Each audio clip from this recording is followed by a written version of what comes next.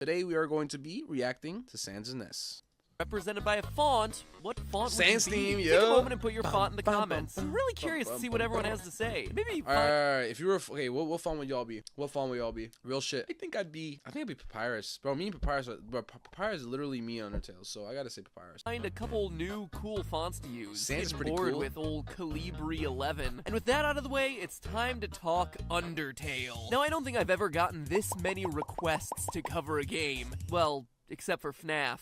And I suppose FNAF 2. Yo, FNAF streams? I'm just throwing it out there.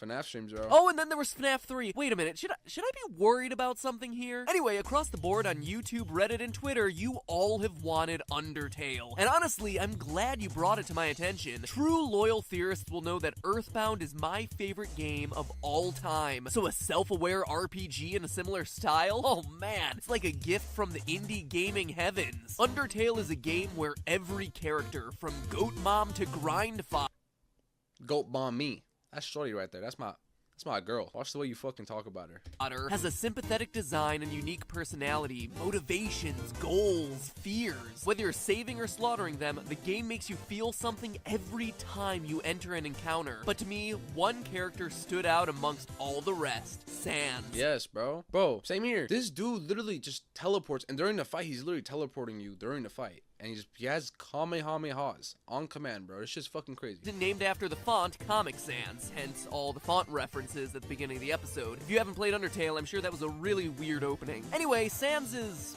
well, there's a lot of mystery around this guy. And before we get into it, let me put up a very special spoiler warning. Undertale is a game best experienced blind. So if you haven't played it, pause the video and come back at... Nah, we played it type shit, yeah. We just got done doing that shit, back in reacting to game theory. You won't regret it. Alright, so everyone out of the pool and ready for the adult swim? Good, because I'm feeling pretty determined to get to the bottom of SANS' mystery. So just to recap for those of you who haven't played the game and ignored the spoiler warning or just need a refresher, SANS is one of the two skeletal brothers who appear in the game. Yeah, His Battle Against a Trio, that is shit is so Papyrus, deep. Battle Against a Trio is the best fucking song in the game. I don't care what anyone says. But in the world of Undertale, their origins are a big question mark. All that we really know is what's given to us by a shopkeeper in Snowden, who explains that SANS and Papyrus, quote, just showed up one day and asserted themselves. Yeah, buddy, a bath is what I need after this fucking stream. But yeah, what do you mean they just showed up one day? That's interesting. While Papyrus is just kind of the goofy sidekick, SANS is much more complex. Sure, he likes fart jokes, but he's also incredibly powerful and deadly serious. Not only is his boss battle the hardest in the game, he's one of the only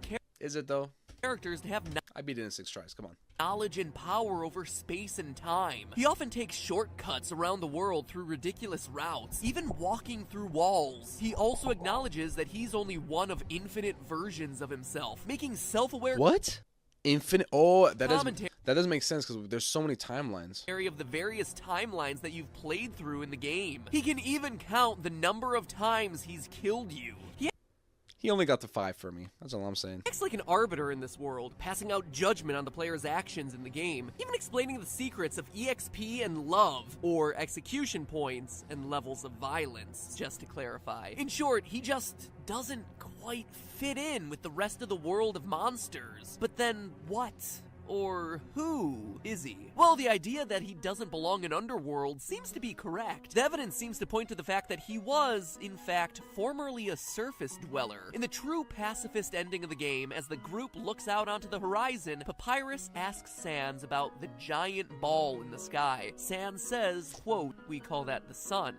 Yeah, I was wondering, like, how did he know that that was a sun? This is important because that's A, interesting. the So I usage guess of the word that is evidence.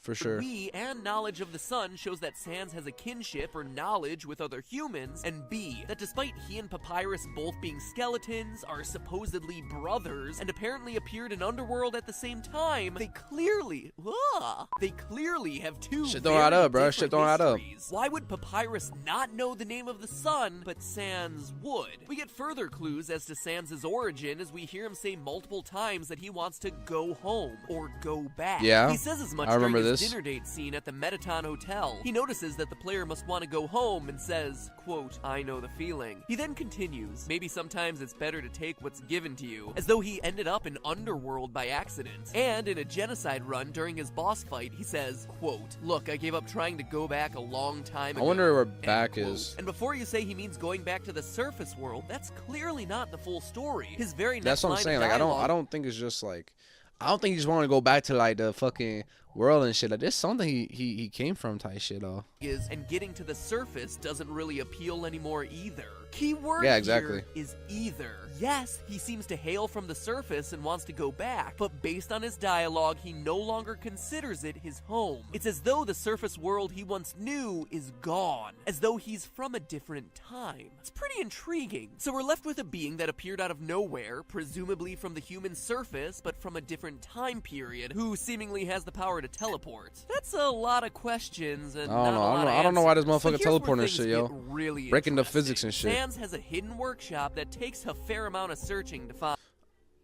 You want me to go here in the passage. I remember I was wondering like, what the fuck is this? Like, I didn't get that much information out of this. So let's see what he says. You could say it takes a lot of determination to unlock. Anyway, obligatory Hilarious. determination references aside, as you start to look for this Easter egg, SANS gives you a key to his room with the words, "It's time you learn the truth." After some searching, you find the workshop, which contains items that leave even more questions. A photo album featuring SANS and a bunch of smiling people you don't recognize, a badge, blueprints with illegible handwriting, and a broken machine hidden behind a curtain. In the latest update, one more detail was added, a hand-drawn picture of 3 smiling faces. I remember, with the yep, words, I remember "Don't writing this." forget." So what's it all mean? Well, a lot of Undertale theorists have been linking these details to a mysterious figure named W.D. Gaster. Oh, it is the motherfucker y'all mentioned, bro. Y'all were saying W.D. Gaster, like he was a royal scientist, some shit. I don't know. Y'all were yapping about this motherfucker. Apparently, he got some crazy lore. A ghostly character who never truly appears in the game. Honestly, covering him is a theory. Wait, whoa, this is what he looks like?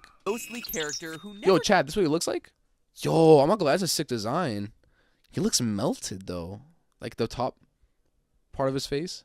Yo, dude, is there like a secret fucking boss fight or something? That would be dope. Oh my god, yes. Damn, what the fuck? This is sick. He looks sick. Truly appears in the game. Honestly, covering him is a theory all unto itself, and probably one best saved for another day. Even still, none of the Gaster theories I've seen have been able to explain all the details. In particular, the photo album and the badge. And that's what kept You don't fight nagging me as Gaster? I researched Bruh, that's so Undertale. lame. A I wish I could find, like, badge? some- That one in particular really stuck out to me. Why would such a I wish there was a way to fight him. I could tell that would be sick as shit. It's a total spectrum that is his design. Oh. Well, I'm gonna just go along and say it is, because this motherfucker said it, but it makes the most sense. Okay, cool. Yeah, I mean that's a dope ass design. Didn't he show up like that? I don't know. Y'all are the experts, man. I'm trying to become an expert. an oddly specific item be included in this huge Easter egg of a room, something that supposedly reveals the truth about SANS. Badges just aren't important in Undertale. And then it hit me. What if it wasn't from Undertale? What if this badge was from a completely different game and was, in fact, the most important badge in the history of gaming? The Franklin badge. Now, for those What the fuck is the Franklin If you're wondering badge? what I'm talking about, the Franklin badge is a pivotal item from the Mother series. You know, the one with Earthbound. Or maybe you don't know that one either. You know, the one that Bro, I'm too young for... NESS from Super Smash Brothers. Yeah, well, NESS is from Earthbound, and Earthbound is the second part in this larger Mother trilogy. Alright? Good. NESS? How does one get to this conclusion, my friend? I guess you're about to find out, but... Anyway, the Franklin badge is a really important part of that series. It gets its start in the very first game and carries through the whole trilogy, saving your life multiple times in the process. It's so important that Nintendo has made it a staple item in the Smash Brothers. Yeah, I remember this. Okay, I remember. That's where I've seen this. In Sans's drawer. When I used to play fucking Smash when I was younger, bro. Well, first off, it'd make Undertale connected to my favorite game, thereby making it even cooler. But that's still a pretty big logical leap. Bro, like awesome, man. That's what I like to hear, baby. That's what I like to fucking hear. This was such a sick time. Chessman, I'm telling you, bro. I'm going to be one of the top streamers. So I'm glad you had a good time. I'm really glad. That's the goal, man. My goal is to entertain you guys. Satisfying endings in gaming to look back on your journey in picture form. And what does let me turn up the music volume a little bit. Drawer? A photo album filled with pictures of SANS with people you Okay, don't I mean, I recognize. guess you Of could course connect you that. don't know them. They're not characters present in Undertale. And note the word that's used here. People you don't recognize, not underworld monsters. So that's 2 items oddly linked to the Mother series. That is Then true, how dude. do It the doesn't say blueprints and monster. broken machine fit in? Well, in the final stretch of Earthbound, Ness and his 3 friends must travel to the past in order to have their final battle against the evil alien What the fuck? Gygus. That sounds To do sick. that, Dr. That's a sick-ass Andonuts, fucking remember plot him, line, by the yo. way, he's gonna be important later. With the help of the science geniuses Apple Kid and Mr. Saturn, Who's this create Dr. what's Eggman known looking as ass the motherfucker, phase bro? distorter, a machine that allows people to travel through time and space. Bro, the Except sprites it look so comes with a funny. cost. It can't transport organic material. As a result, the young heroes must put their souls into robotic bodies to use the machine and thus save the world. I played this game back in 1997, and I'm not ashamed to admit that when I first saw this scene, Yo, Unk. Yeah, no wonder why I don't know what the fuck Earthbound is, bro.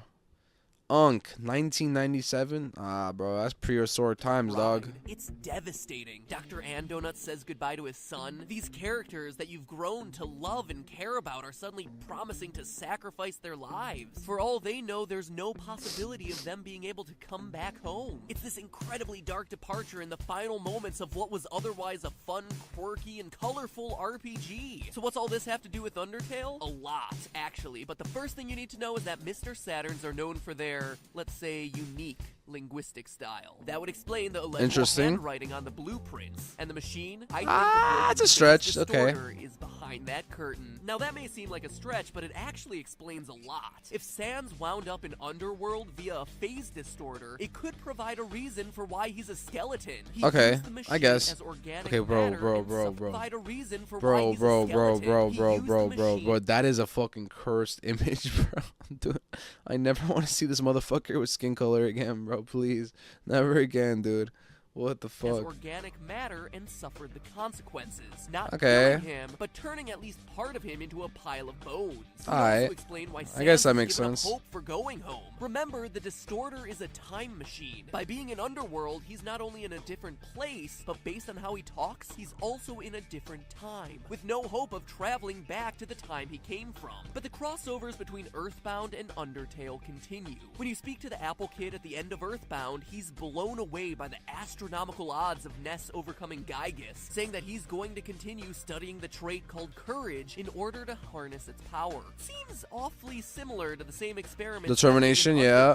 around the trait of Courage, determination. Especially But since courage so and much determination are not speculation the has same thing, circulated though. that Sans is a That is key not the player in same these thing at all, bro. experiments. But I'm sure you also want physical evidence, right? Well, don't worry, 'cause Yes, I have please. plenty. Let's see it. During one of the endings of Undertale, we see Undyne and Alphys hanging out on Yeah, the beach I remember of this. The surface fucking world, shorties, a the beach lesbian that shares shorties. A lot of similarities to the tropical resort location named Summers that you play through in Earthbound. Okay, that's In fact, actually the really geographic similar. layout of the surface bears some striking similarities to the world of Mother. When Undertale's crew of monsters are finally able to reach the surface and look out over the earth, they're met with a beautiful sunset falling across a landscape of a tall mountain, a large city, and a sandy area adjacent to water. Notice the sun's reflection to indicate water and a lack of trees in this middle section here, hence the sand. Well, in Earthbound, you have the big city of Fourside, Wise bro watching game 3. First of all, what's up, Chris? Welcome back to stream. How are you doing? Yeah, I beat Genocide. Thank you, Egg. You beat me to the punchline. Yeah, I kind of put my ball sack over SANS, all over SANS, and he's no longer with us. He's in Valhalla, you could say. And these motherfuckers are like, watch this theory. So I am.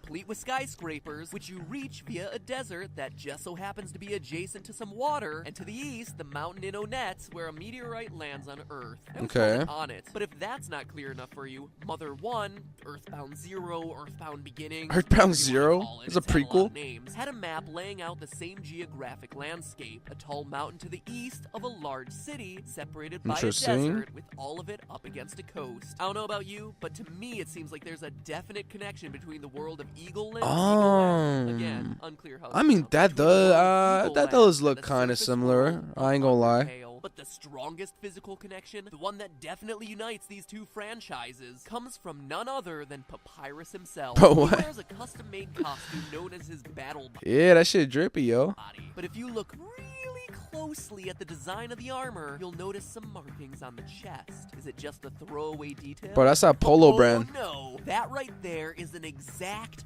match to the ones that appear on the chests of Starmen. Bro, who the fuck is this goofy ass?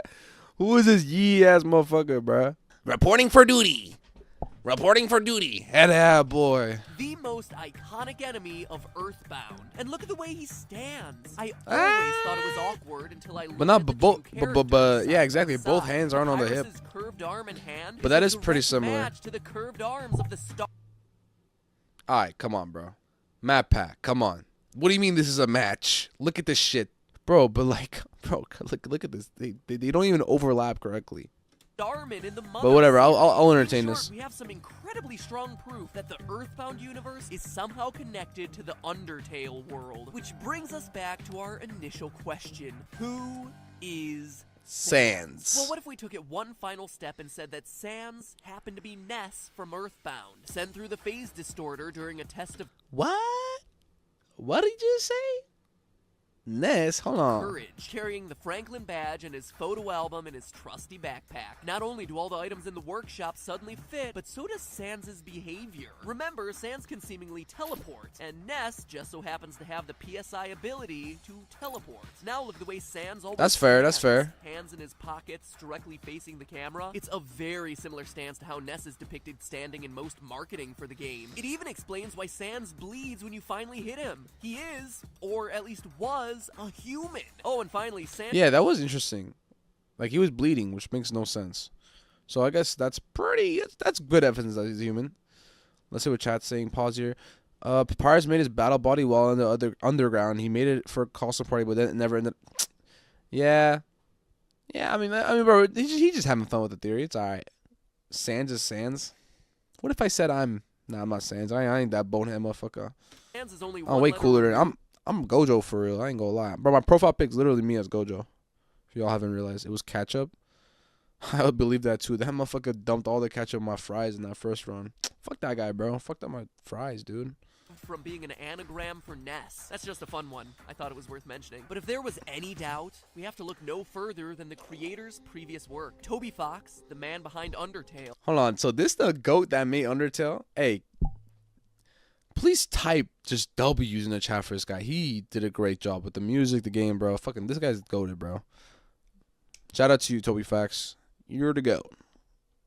Had previously worked on a Halloween hack for Earthbound, but this just wasn't a simple reskin. The Halloween hack tells the tale of Dr. Andonuts after the events of Earthbound. Remember, I pointed him out? He's the one who made the phase distorter. In Toby Fox's version of the story, we see that after Gygas's defeat, the souls of the kids never return home. Instead, by going to the past to defeat Gygas, they create a new timeline that they're stuck in. As a result, Jeff never reunites with his father, Dr. Andonuts, and Dr. Andonuts goes crazy with guilt because he's the one responsible for creating the time machine and extracting the souls of his son and his son's friends to send them back to what he assumes was their death. In his mind, he killed 4 kids, and in Toby Fox's game, he's lost his mind trying to deal with that guilt. I'm telling you, this hack is dark. But that said, you see a lot of Undertale in this game. I fucking love dark stories like that, by the way. That's so fire. yeah, spam W's. The motherfuckers to go. Yeah, this is a pretty fun theory, but I think people took this too seriously at the time. Did they really? Did they not take this well? I mean, but it's obviously just having fun with it. Come on. Every picture of Toby Fox looks like a Bigfoot size. Is there not a lot of pictures of him? He got help from the Temmie change for art. The appearance of Amalgamates, the first use of the awesome song Megalovania, the prototypes for Flowey, and the theme of having the choice to be non-violent in an RPG, sparing your enemies. But then why's all this matter to the theory? Well, remember, in Toby Fox's version of the story, the kids don't come back. They're stuck in the past with no hopes of getting home, just like Sans. And in the hack, one character is oddly missing, with no explanation as to why. NESS. Presumably in this timeline, his soul is in a different place than his 3 friends, which brings us back to Undertale. 3 faces with "Don't forget" written on it, it's Alright, NESS alright. trying to remember Okay, his three okay. friends. In short, Undertale is a continuation of Toby's version of Earthbound, with Ness never being able to get home, adopting the name SANS, and accompanied by Papyrus, a former Starman, an alien force able to speak English and still equipped with his armor and signature posture, but without any knowledge of earthly things, like the sun. The pieces all just seem to fit. And all we need is an appearance from Pokey/Porky, and we've got ourselves a true sequel. But hey, that's just a theory. A game theory. Thanks for watching. So that was a good video. That was fun. That's a fun, interesting thing. That's like food for thought, bro. You just think about it like